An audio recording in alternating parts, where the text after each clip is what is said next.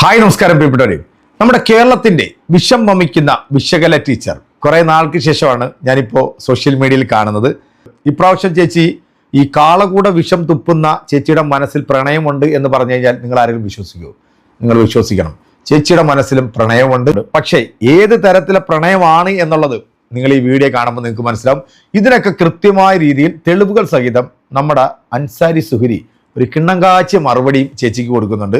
നമ്മുടെ കേരളത്തിൽ ഈ വിഷം വമിക്കുന്ന ഈ വിശകലയും അതുപോലെ തന്നെ വത്സൻ തെല്ലങ്കേരിയും അങ്ങനെ കുറേ എണ്ണം ഉണ്ടല്ലോ. സാധാരണ ഈ വിഷജീവികളൊക്കെ പൊങ്ങി വരുന്നത് ഈ ഇലക്ഷനുമായി ബന്ധപ്പെട്ട് നിൽക്കുന്ന സമയത്തും അല്ലെങ്കിൽ കേരളത്തിൽ ഒരു പ്രത്യേക മതവിഭാഗവുമായി ബന്ധപ്പെട്ട് അവരുടെ ഭക്ഷണ രീതിയോ അവരുടെ വസ്ത്ര രീതിയോ അല്ലെങ്കിൽ അവരുടെ ആരാധനകളോ അങ്ങനെ ഏത് മേഖലകളിൽ എന്തെങ്കിലും ഒരു ചെറിയ ഇഷ്യൂസ് ഉണ്ടാകുകയാണെന്നുണ്ടെങ്കിൽ ഈ വിഷപ്പാമ്പെല്ലാം തലപൊക്കി ഇങ്ങനെ ഇരുന്നിട്ട് പത്തി വിടർത്തി ഇങ്ങനെ ആടലാണ്. എന്തായാലും ഈ ആടുന്ന കൂട്ടത്തിൽ ഈ നാട്ടിലെ നല്ല ഹൈന്ദവരായിട്ടുള്ള സഹോദരങ്ങൾ ഈ പത്തിക്ക് അടിക്കാറുമുണ്ട്.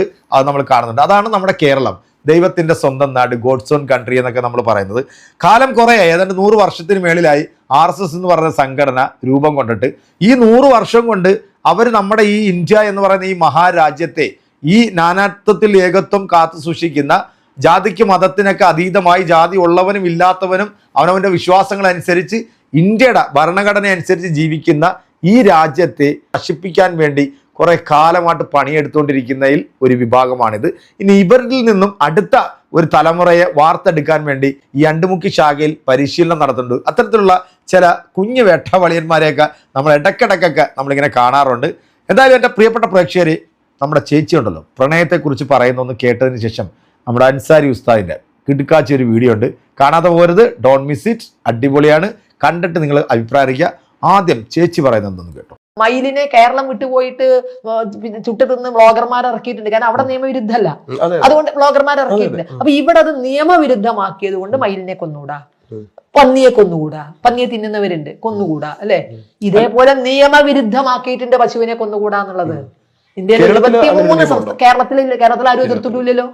കേരളത്തിൽ ആരെങ്കിലും എതിർക്കുന്നുണ്ടോ? 23 സംസ്ഥാനങ്ങളിൽ ഗോവധം BJP അല്ല നിരോധിച്ചത്.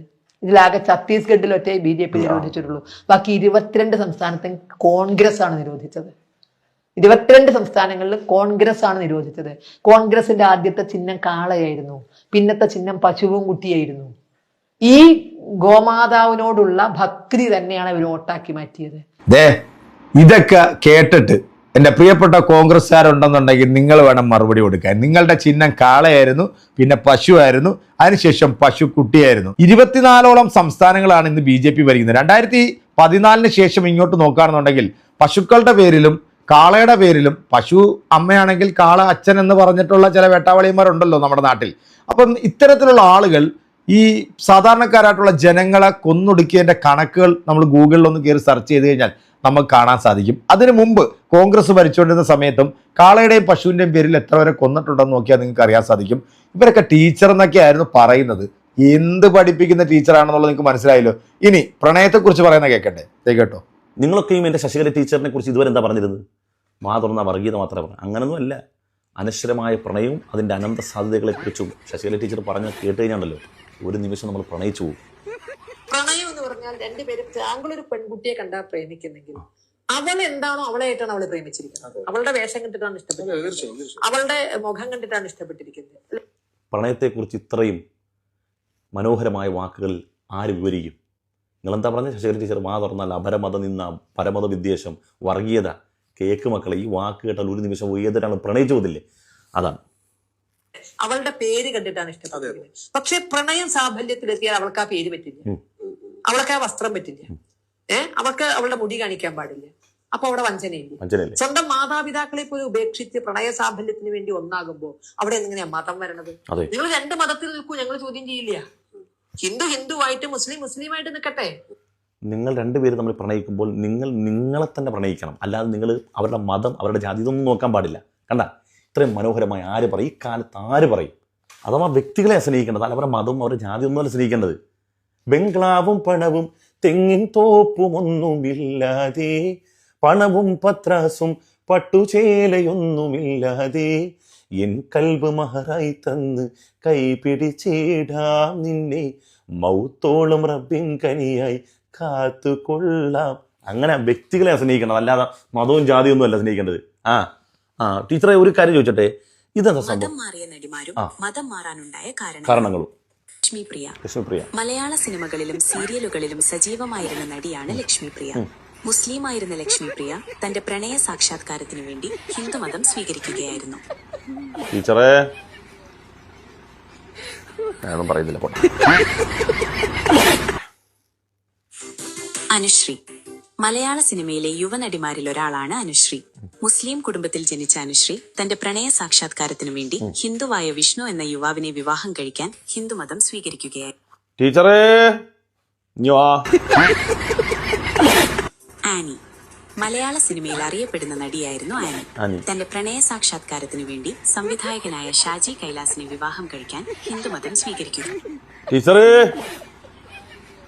അനശ്വര പ്രണയം ഓടിവാ. നയൻതാര ഡയാന മറിയം കുര്യൻ എന്ന നയൻതാര സിനിമയിലെത്തിയതിനു ശേഷം നയൻതാര എന്ന പേരുമാക്കി. പിന്നീട് നടൻ പ്രഭുദേവയുമായുള്ള പ്രണയം സാക്ഷാത്കരിക്കാൻ ഹിന്ദുമതം സ്വീകരിക്കുകയും നയൻതാര എന്ന പേര് സ്വീകരിക്കുകയും ചെയ്തു. ഖുഷ്ബു മുസ്ലിം കുടുംബത്തിൽ ജനിച്ച നടിയാണ് ഖുഷ്ബു.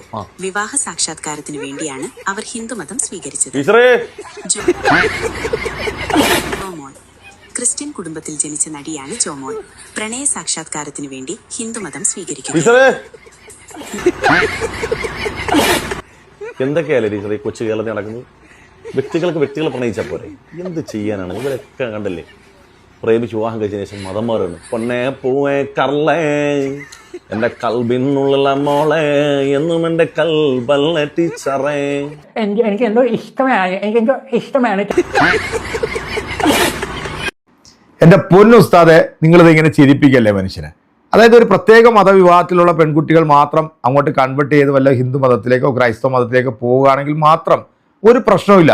പക്ഷേ ഇതിനകത്ത് നിന്നും ഇങ്ങോട്ടെങ്ങാണം ശുദ്ധമായ പ്രണയത്തിന്റെ പേരിൽ ഏതെങ്കിലും ഒരു ചെറുക്കനെ കല്യാണം കഴിച്ചാൽ എവിടെ പണിപാളും. അന്നേരമാണ് ലവ് ജിഹാദ്, മറ്റേ ജിഹാദ്, തേങ്ങാക്കൊല എന്നൊക്കെ പറഞ്ഞുകൊണ്ട് ഈ മതം പൊട്ടി ഒലിക്കുന്ന ഈ വർഗീയ വോളികൾ വന്നിട്ട് സോഷ്യൽ മീഡിയയിൽ വന്നിരുന്നുകൊണ്ട് ഇങ്ങനെ കുരയ്ക്കുന്നത്. ഇതൊക്കെ നമ്മൾ കണ്ടുകൊണ്ടിരിക്കുക, കേരളത്തിലെ പ്രബുദ്ധരായിട്ടുള്ള ജനങ്ങൾ. ഇപ്പം നിങ്ങൾ കണ്ടത് വെറും സെലിബ്രിറ്റികളുടെ മാത്രം വാർത്തകൾ. കാരണം ഇവരെയാണല്ലോ ഏറ്റവും കൂടുതൽ ആളുകൾ അറിയപ്പെടുന്ന. ലക്ഷ്മിപ്രിയ എന്ന് പറഞ്ഞ ചേച്ചീനെ നിങ്ങൾക്ക് അറിയാമല്ലോ. പണ്ട് 18ാമത്തെ വയസ്സിൽ ഇസ്ലാം മതത്തിൽ നിന്നും മറ്റു മതത്തിലേക്ക്, അതായത് ഒരു ഒന്നാന്തരം കറ തീർന്ന സംഖ്യയെ പ്രണയിച്ച് സംഖ്യയുടെ കൂടെ പോയി ജീവിച്ചതാ. ഇസ്ലാമിനെ കുറിച്ചിട്ട് ഒരു തേങ്ങായും അറിയത്തില്ല, ഓതാൻ അറിയില്ല, ഖുർആൻ അറിയില്ല, ഒന്നും അറിയില്ല. 18 വയസ്സ് വരെ കേട്ടോ. പക്ഷേ കുടുംബം വലിയ മുസ്ലിം പാരമ്പര്യം കാത്തു സൂക്ഷിക്കുന്നതാണ്. ഇവളുടെ ഉമ്മുമ്മ 10 കിതാബും ഓതി തികഞ്ഞതാണ്. അതുകൊണ്ട് ഇവക്ക് ബിസ്മി എന്ന് പോലും പറയാൻ അറിയാൻ മേല. ഈ 18 വർഷം വരെ ഇതുപോലെ ശുദ്ധ നുണയും അസംബന്ധവും പറഞ്ഞ് സംഘികളുടെ ആസനവും താങ്ങി പോയിട്ടുള്ള ഇവളുടെ ഇപ്പോഴത്തെ ഒരു അവസ്ഥ എന്താണെന്ന് നിങ്ങൾക്ക് അറിയാവോ? അറിയില്ലല്ലോ അല്ലേ? അതൊരു വല്ലാത്തൊരവസ്ഥയാണ്. അതിപ്പോൾ സോഷ്യൽ മീഡിയ തുറന്നു കഴിഞ്ഞാൽ നിങ്ങൾക്ക് അത് കാണാം. BJPയുടെ സ്ഥാനാർത്ഥിയായിട്ട് മത്സരിക്കാൻ വേണ്ടി പോയിട്ട് വോട്ട് ലിസ്റ്റ് പേരില്ലെന്നാണ് പറയുന്നത്. കാരണം ഏതെങ്കിലും ഒരു പേരിൽ നിൽക്കണമല്ലോ, ഒന്നില്ലെങ്കിൽ ജനിച്ച മതത്തിൽ, അതല്ലാന്നുണ്ടെങ്കിൽ പോയ മതത്തിൽ അവരെങ്കിലും അത് ഉൾക്കൊള്ളണം. എന്താണെങ്കിലും നമ്മുടെ വിശ്വകല ടീച്ചറിൻ്റെ ഈ ശുദ്ധമായ പ്രണയത്തെക്കുറിച്ചിട്ടുള്ള വീഡിയോ നിങ്ങൾ കണ്ടല്ലോ അല്ലേ? അൻസാരി ഉസ്താദ് കൊടുത്ത മറുപടി നിങ്ങൾ കേട്ടല്ലോ. അപ്പം ചേച്ചിക്ക് പ്രണയമില്ല എന്ന് ഇനി ആരെങ്കിലും പറയുമോ? ഇനി ആരെങ്കിലും പറഞ്ഞാൽ നല്ല തല്ലുകൊള്ളും കേട്ടോ. കാരണം ചേച്ചിയൊക്കെ നല്ല ശുദ്ധ മനസ്സിനുടമയാണ്. ഇതേപോലുള്ള ആളുകളാണ് നമ്മുടെ സ്ത്രീ സമൂഹത്തിന്റെ കരുത്ത് കേട്ടാ. കാരണം ഇതുപോലെ ഒരെണ്ണം മതി മൊത്തത്തിൽ പഴിച്ചു നോക്കോളൂ. അപ്പോൾ നിങ്ങളുടെ കമന്റുകൾ അറിയിക്കുക. അടുത്തൊരു വീഡിയോ കാണാം. അതൊരു എല്ലാവർക്കും ബൈ.